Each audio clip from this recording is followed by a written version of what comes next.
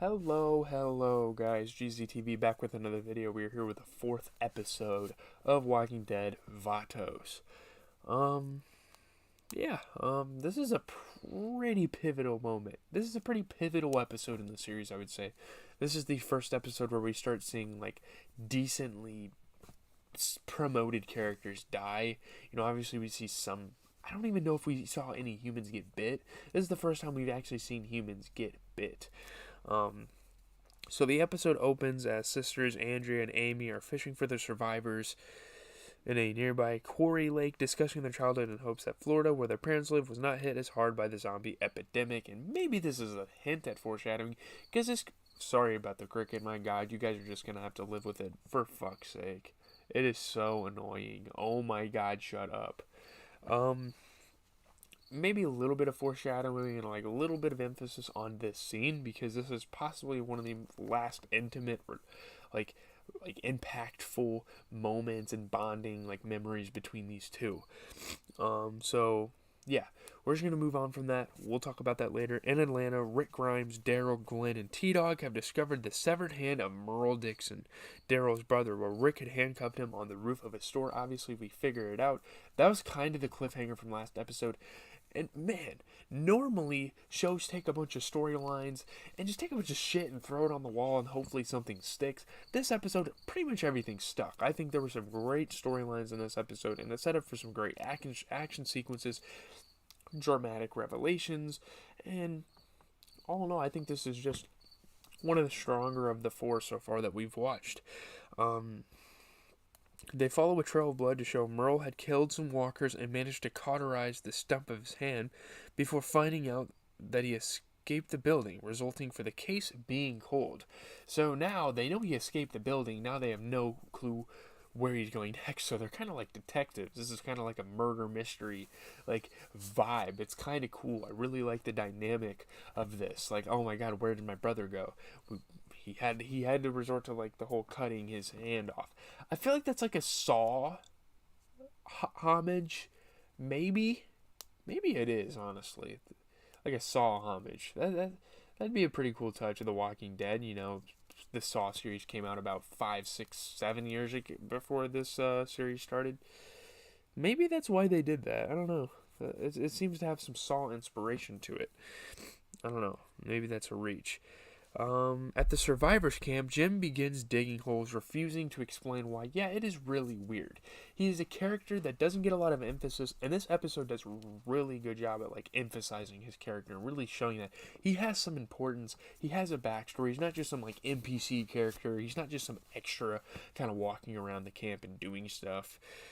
He's not just like this slave. Like, he has a heart too, and we learn that this episode. As the survivors press him, he lashes back at them, forcing Shane Walsh to restrain Jim. Like, he's realized that this guy's kind of gone psycho. I mean, it's an apocalypse. It's pretty damn understandable as to why you would go psycho here. Jim breaks down, explaining how he lost his family to walkers and that a dream inspired him to dig the holes. And we're not sure why he dug the holes. He doesn't really tell anyone why he dug the holes like in this episode, but I think we're going to find out soon why he dug the holes. It is kind of foreshadowing. He's kind of digging graves for people. I think that's what that is. Foreshadowing. Again, the show does a pretty good job at it. I mean, the opening scenes, the pre-credits. The pre-credit scene is something to marvel in television. It is just like, it's some of the most important scenes in this, and obviously, we got the, like, girls on the lake talking about, I wonder if Florida's good, if they even make it there, Oh my god. Okay. Jim warns Lori Grimes to keep her son, Carl, safe. And he's like, your dad's gonna be fine, you're gonna be okay. He kind of starts to put hope into people, they felt like he was kind of like a threat. Maybe he knew something they didn't, and now he's like reassuring everyone it was just a dream, it's all good. I was just kind of in a trance of motivation to do this weird thing of digging holes, but he had a reason to, really. We'll see later on. So in Atlanta, Rick's group gets into conflict with the Vatos, a group of Latinos that kidnap Glenn and demand they exchange Rick's bag of weapons for his return. Is Glenn really worth a bunch of weapons? I mean, probably. He's a really smart guy. We learned that he used to work for a pizza delivery. I think that was kind of crazy to think about this, like, smart ass kid that, like, knew the ropes. Like, the apocalypse just started, and this kid's already kind of figuring stuff out for the group. And I'm not sure if he stays alive for this whole series, but I hope he stays alive at least for a long time because he's a great character. He's one of my favorites. We need more screen time for that guy. I think he's got a good character. He's one of my favorites. He might be a better character than Rick. I mean, for a protagonist, I don't think Rick is the strongest character in any given TV series, but yeah. Would he be a good protagonist in any other film? I don't know. Yeah, when they face off at the Vatos base, they discover it is a hidden nursing home, and the Vatos are only trying to protect their own family. So why even threaten people? Why even bring guns in the equation when you have this nursing home? It's kind of a weird dynamic that they explore here.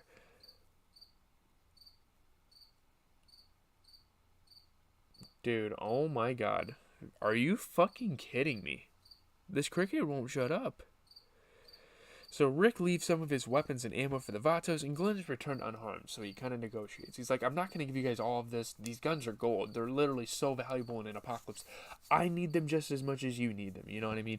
They were my bag of guns. You guys try to find them in streets, which obviously Rick kind of had a stupid-ass dramatic fucking weird thing in movies where they drop something for no fucking reason. But Rick's group finds their vehicle missing and suspect Merle took it seeking vengeance on the survivors, and they start to race on foot back to camp.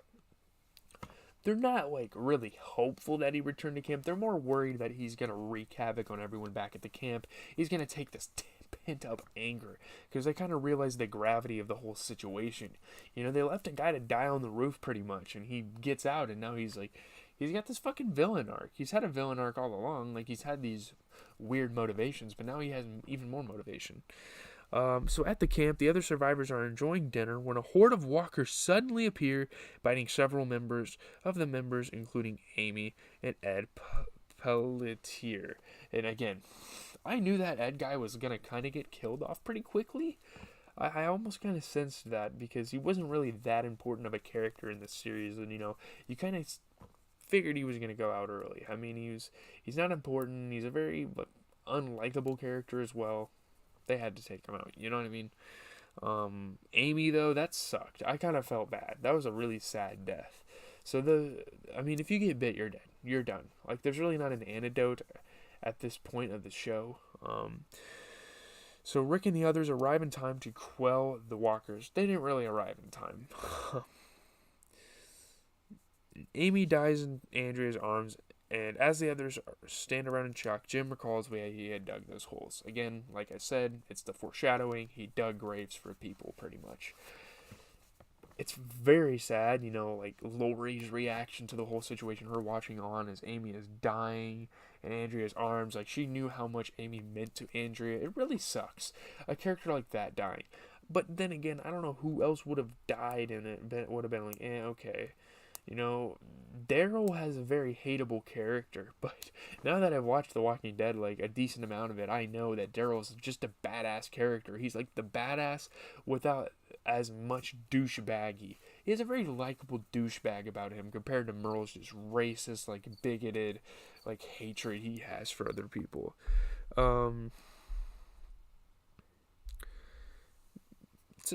It's a great episode, I think. The episode successfully made the viewers experience the daily life of the show's characters.